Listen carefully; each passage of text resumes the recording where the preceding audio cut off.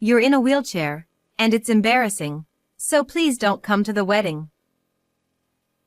What?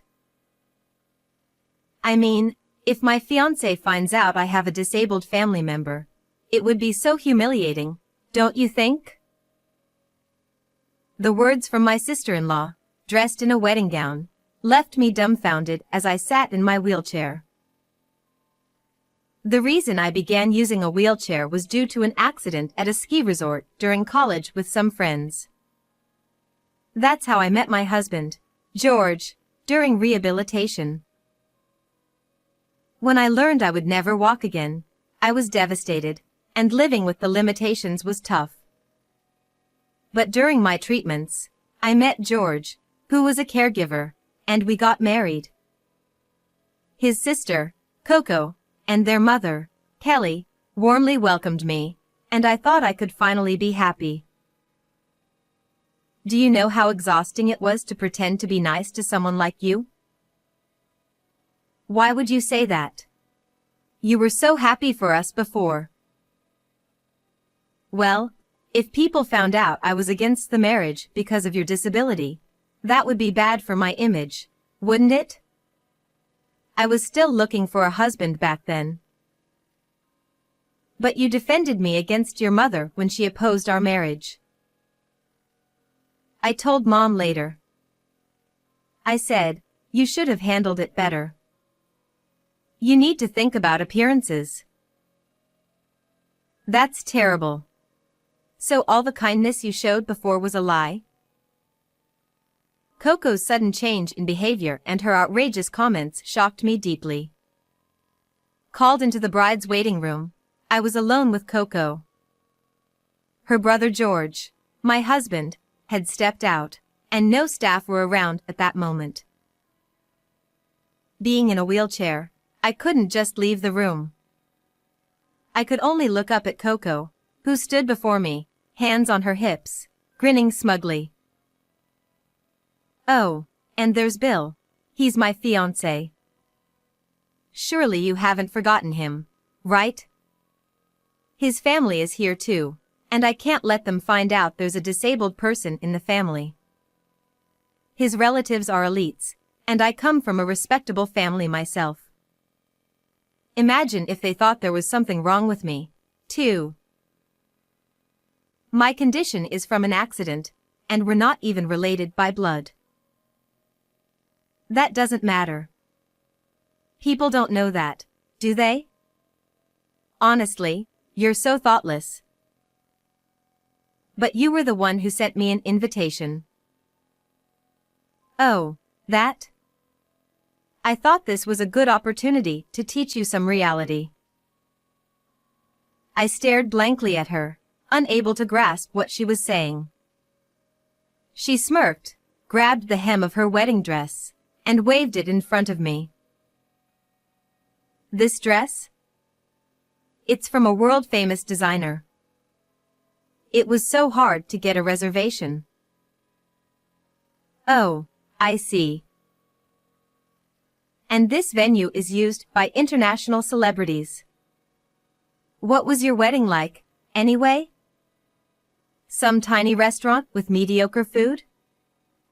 I thought that steak was rubber. It was the first time I ate something that tasteless. What a memory. Coco laughed loudly, while I bit my lip.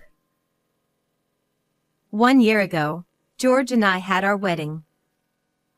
Due to my condition, we chose a restaurant that was barrier-free, with only close family invited. But I remember clearly how happy I was when everyone said it was a warm and intimate ceremony. I can't believe you even called that a wedding.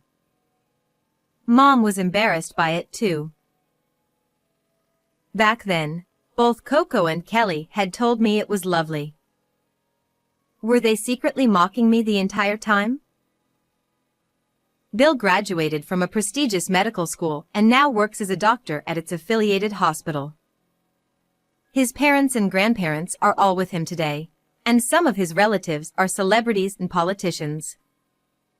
His family home is magnificent, but now he lives alone in a high-rise in the city. and since I'm about to be a doctor's wife, I quit my job. I guess you couldn't be a housewife, huh? Not with my brother's salary. Being a caregiver is an honorable profession. Honorable, but without money, it doesn't mean much. You have to work too, right? With that body. I work because I enjoy it. And yet you only got the job because of the disability quota. Don't act so proud. They only hired you out of pity. That's not true. Well, someone like you could never be a full-time housewife anyway. But I do think you and my loser brother are perfect for each other. Coco laughed, mocking not only me but also George. The moment I realized that, my shock turned into anger. In truth, George had been somewhat distant from his mother and Coco since moving out. But after we got married, he maintained a basic relationship with them. So, I didn't think much of the distance. Now, I finally understood the reason. How unforgivable. Just as I was about to speak, filled with rising anger, the door opened with a click. Kelly and the groom, Bill, walked in. Oh my, Molly, are you still here? Mom, can you believe it? She's still clinging on. Coco and Kelly looked down at me with the same sneering expressions. I was too stunned to care about them, as my gaze shifted to Bill. Could it be? Coco, too focused on mocking me, didn't notice my reaction. Bill just smirked silently, likely not even realizing who I was. Before I could process what was happening, the door opened again. Molly. George. George, wearing a suit he rarely wore, had his hair messed up and looked pale with worry. He stood protectively in front of me, glaring at Kelly and Coco. What are you doing to Molly? Why don't you at least knock first? So rude. I wasn't doing anything. Don't lie. A staff member came to tell me something was off. What did you say to Molly? I was just telling the truth. Coco, Mom. You haven't changed at all. Enough. We're leaving. Molly, let's go. Is it okay? It doesn't matter. Let's just go. As George pushed my wheelchair toward the door, I glanced at Bill. He still wore that smirk and didn't even glance in my direction. The door was closing, and I was filled with mixed emotions. I'm sorry, Molly. They've always been like this. He spoke after a while, once we had left the room and entered the hotel elevator. What do you mean? When I asked again, George gave a bitter smile. They're obsessed with status and full of prejudice. It got worse after Dad passed 3 years ago.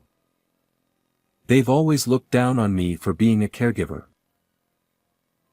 So that's why you were distant. When I married you, I didn't want to introduce them, but I couldn't just cut ties. So I contacted them. Then Coco started acting strangely nice, so I thought maybe things had changed. He had kept the past hidden from me because he hoped they could all get along again. But now, he realized they hadn't changed at all. I'm so sorry, Molly. I didn't want you to go through this. You're not at fault, George. Besides... Actually, haha. I couldn't hold back the laughter bubbling up. What's so funny? I know it's rude to say, but Coco and your mom really don't know how to judge people, do they? Huh? What do you mean? I have a feeling they're in for a world of trouble soon, haha. Once I started laughing, I couldn't stop. I must have seemed a little off at that moment, but when I saw Bill's face, I had a gut feeling about the misfortune that would soon befall them. Even after we exited the elevator on the first floor, I continued to laugh, leaving George more puzzled than ever. And as it turned out, my intuition was correct. About a month later. Hey, let me in. Please, hide me. It was a sunny Sunday afternoon, just after we had finished lunch, when the doorbell started ringing incessantly. Startled, I went to answer it, and there she was, Coco, drenched in sweat and gasping for breath. What's this all of a sudden? We said we wouldn't meet again. Go home. That doesn't matter now. Can't you see? I'm injured. Coco pushed her arm forward, showing a small cut. It's just a scratch, right? It's not even bleeding. An injury is an injury. George, why don't you just let her in? If she keeps making a scene at the door, the neighbors will complain. Fine, but only to the entrance. She's not coming inside. Despite George's words, Coco barged her way into the living room. George was about to yell, but I signaled for him to stop. I faced Coco instead. It's a nightmare. Bill is the worst man ever. Before we could even ask, Coco launched into her story like a machine gun. According to her, ever since their marriage, Bill hadn't gone to work and had been lazing around at Coco's mother's house. When I asked him why, he just said being a doctor is exhausting or that he rented his apartment out to a friend. He wouldn't give me a straight answer. So when I pushed him for more, he did this. Look. She thrust her arm out again, showing the scratch. Apparently, Bill had pushed her, causing her to fall and get hurt. He shoved me. That's how I got this injury. I had no idea he was such a horrible man. I was tricked. Poor me. I'll ask, but what about Mom? She's at home, of course. You left her in the house with that man. I knew you were terrible, but this is a new low. No. I left to get help. Sure. Just like Molly said. Exactly, right? Wait, what do you mean by that? Coco, I knew from the start that things wouldn't go well for you too. What's that supposed to mean? It was obvious to me from the moment I saw him that Bill wasn't really a doctor. What? Coco's voice grew sharp in disbelief. What are you talking about? Explain. Facing her outburst, I sighed. I didn't owe her an explanation, but it was clear that this conversation wasn't going anywhere unless I gave her the truth. I started speaking, trying to keep my emotions in check. Bill Jonas, 26 years old.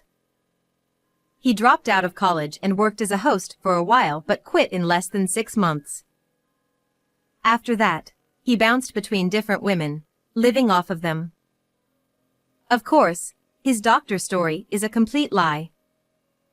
He never graduated from medical school or even finished university. And that whole apartment in the tower? That's a lie too. His family's wealth? Well, that's the only part that's somewhat true. But him being a doctor or politician? All lies. What? How do you know all that? I just knew. Didn't you find anything suspicious?